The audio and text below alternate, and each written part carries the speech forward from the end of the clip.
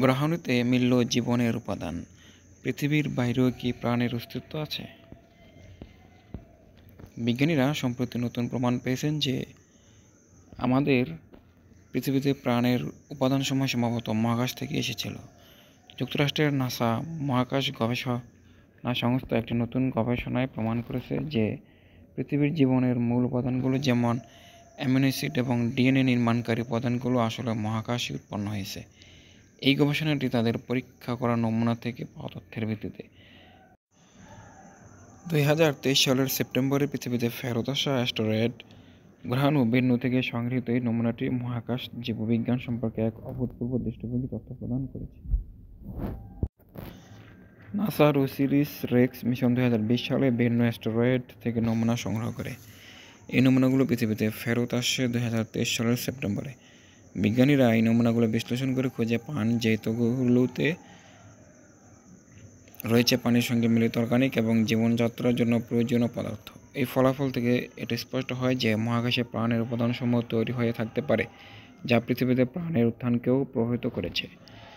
বিজ্ঞানীরা দেখতে পেয়েছেন যে ভিন্ন অ্যাস্টেরয়েড অ্যামাইনো অ্যাসিড, নিউক্লিয় বেস এবং জীবনের জন্য অপরিহার্য অন্যান্য অর্গানিক উপাদান রয়েছে। এগুলোর মধ্যে 20টি প্রোটিন নির্মাণকারী অ্যামিনো অ্যাসিডের 14টি এবং 19টি অপ্রোটিন অ্যামিনো অ্যাসিড রয়েছে, যেগুলি কিছুটা বিরল। এছাড়াও বেন্নু থেকে বিজ্ঞানীরা খুঁজে পেয়েছেন ডিএনএ এবং আরএনএ এর গঠনমূলক উপাদানগুলো, যা পৃথিবীর জীবনের জন্য অত্যন্ত গুরুত্বপূর্ণ। গবেষণায় দেখা গেছে এই মহাকাশ শিলার ধূলিকণায় অ্যামিনো অ্যাসিড ও নিউক্লিয় বেসের অস্তিত্ব রয়েছে, যা প্রোটিন ও ডিএনএ গঠনের মূল উপাদান। বিজ্ঞানীদের মতে আবিষ্কার পৃথিবীতে প্রাণের উৎপত্তি নিয়ে বিদ্যমান তত্ত্বকে আরও জোরালো করেছে। তারা মনে করছেন বিলিয়ন বছর আগে এমন গ্রহাণুগুলো পৃথিবীতে আঘাত হেনে পানি ও জীবনের গুরুত্বপূর্ণ উপাদান সরবরাহ করেছিল। এই একই প্রক্রিয়া আমাদের সৌরজগতের অন্যান্য গ্রহেও ঘটতে পারে। নতুন গবেষণায় আরও জানা গেছে ভিন্ন গ্রহাণুতে প্রচুর কার্বন ও নাইট্রোজেনযুক্ত যৌগ রয়েছে, যা প্রাণের বিকাশে গুরুত্বপূর্ণ ভূমিকা রাখে। এছাড়া গ্রহাণুর গঠন বিশ্লেষণে বিভিন্ন খনিজ লবণের উপস্থিতি পাওয়া গেছে, যা ইঙ্গিত দেয় যে কোনো এক সময় এতে জলীয় পরিবেশ ছিল। বিজ্ঞানীরা বলছেন এটি শুধু ভিন্ন সম্পর্কেও নতুন তথ্য দিচ্ছে না, বরং আমাদের সৌরজগতের ইতিহাস ও প্রাণের সম্ভাব্য উৎস সম্পর্কেও গভীরতর ধারণা দিচ্ছে। এই গবেষণা ভবিষ্যতে আরও বড় প্রশ্নের উত্তর দিতে পারে।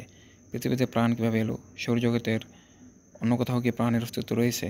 বিজ্ঞানীরা এখনও বেন্নুর নমুনা নিয়ে গবেষণা চালিয়ে যাচ্ছেন, যা আগামী কয়েক দশক ধরে নতুন নতুন চমকপ্রদ তথ্য এনে দিতে পারে। তথ্যসূত্র বিবিসি আর CNN। হ্যাঁ বন্ধুরা, আমি এখানে যেভাবে লেখা আছে হুবহু ওইভাবে তুলে ধরলাম। এখন কার কি মতামত তা কমেন্টে জানাও।